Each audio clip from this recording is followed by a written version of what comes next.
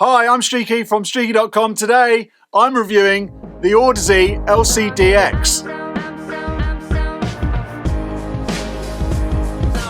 So these are the Audeze LCD X's. Now, I've reviewed the in-ears before, which are amazing. Still use them every day for commuting and such like. Brilliant sounding in-ears. Check those out. Now, these LCD X's, people have been asking me to review for quite a while. They retail at about $1,600, which is about £1,200, £1,000 to £1,200. So these are in the price range of what I normally suggest people should be spending for mixing and mastering. So these haven't come in a box. These are the demo version, so I can't show you an unboxing of, the box. But if you look online, it does come in a really swanky, hard case, which you can take around to different studios, which is really cool. These are really heavy duty. They're a brushed metal on the back with some screws in, so you can change those and mess around if you want. So their headband, this is kind of the vegan, okay, not the vegan option. This is a lighter headband than ones I've used before. Previously, they had quite a thick headband on, which weighed quite heavy on the middle of your head when you were working on them.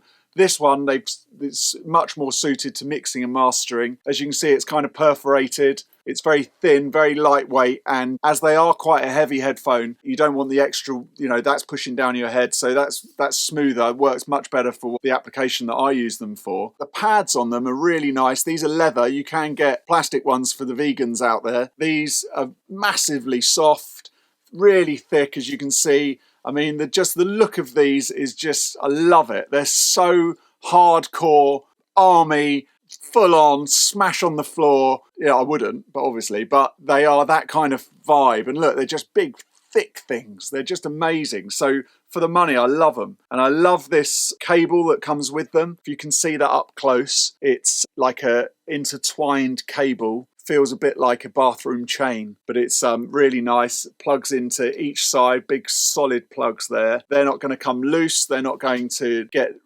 any kind of misconnections, which is great, and you could change that for different ones. Fortunately, at the same time as these coming in, Benchmark have sent me over their headphone amp and DAC to check out.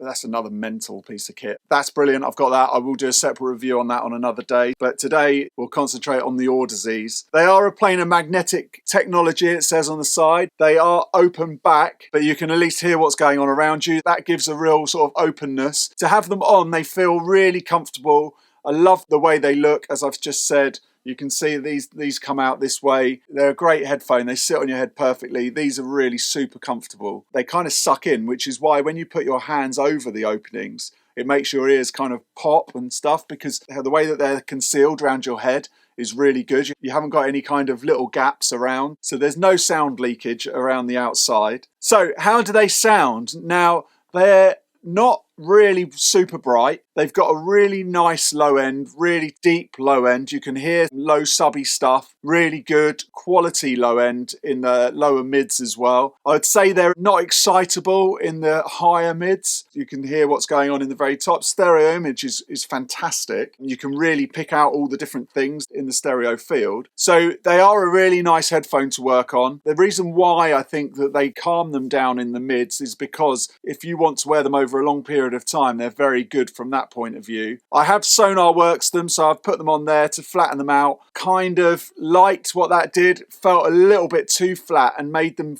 lose a bit of character. I'd probably, if I was going to use that, would find a place in the mix where I could sort of mix in a bit more of their natural sound and a bit of SonarWorks and find a balance for me, because I just think when you use SonarWorks on 100%, it just kind of takes a lot of life out of the headphone. And also I would use them in zero latency mode rather than linear phase, because it just takes a little bit of their character away. I like the sound of these. I like the sound of the components. I like the sound of the curve that they've made originally. So why alter that totally? Yeah, by SonarWorks it lifts the mids a little bit, which is quite nice. I think these are a little bit shallow in the higher mids, but from a working point of view, if you're listening to them for a long period of time, you don't really want too many high mids above 2-3K stuff, because it's going to really hurt your ears and it's going to tire you out as the day goes on. So great. I'm using these as my kind of QC headphones so that I can sort of get an idea of how things are sounding on in a different place. Obviously, I've got my main focal speakers, but to have some just headphones, just sort of get into, everyone's listening on headphones, really handy for that.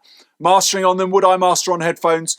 To a point, yes, but not totally only mastering on headphones, because I want to be able to feel and have a little bit of sort of space, but that's just me. These are very workable headphones. I think from a mixing and a mastering point of view, you could work on them. They are a really nice balanced sound. They reproduce all the frequencies really well, and the stereo image is great. So, you know, I can't really fault them from that point of view. So these are definitely a candidate for one of my kind of top headphones for mastering and mixing, so definitely should go on your list. Yeah, definitely check them out. You should be spending, as I said at the start of the video, around £1,000 for a good set of headphones, maybe more if you can afford it. I think when you start getting into the £2,000, £3,000, £4,000, we're talking very minor tweaks, and by that stage you should be getting into what kind of amps driving them and stuff. I mean, these can handle being driven by quite a low-end amp. I'm either driving them from this or from my Prism Lyra, and a lot of kind of good D2As now have a decent headphone amplifier, so just get one of those and get used to it. But if you start getting into headphone amps, then it's a whole nother world. It really takes you to another leap. So yeah, that is the Audeze LCD X's. So if you like these kind of videos, please subscribe. Make sure you ring the bell so that it does appear on your feed. Go to streaky.com, sign up for my newsletter. It comes out at the start of the month, once a month, and that gives you discounts, tips and tricks, things that I can't do on YouTube, giveaways, stuff like that. I can do it all on the newsletter. It's once a month, so go to streaky.com and then you'll get that once a month. Now, if you've listened to these or you've got anything else you'd like me to review, then please leave it in the comments too. Thanks for watching. Until next time, bye.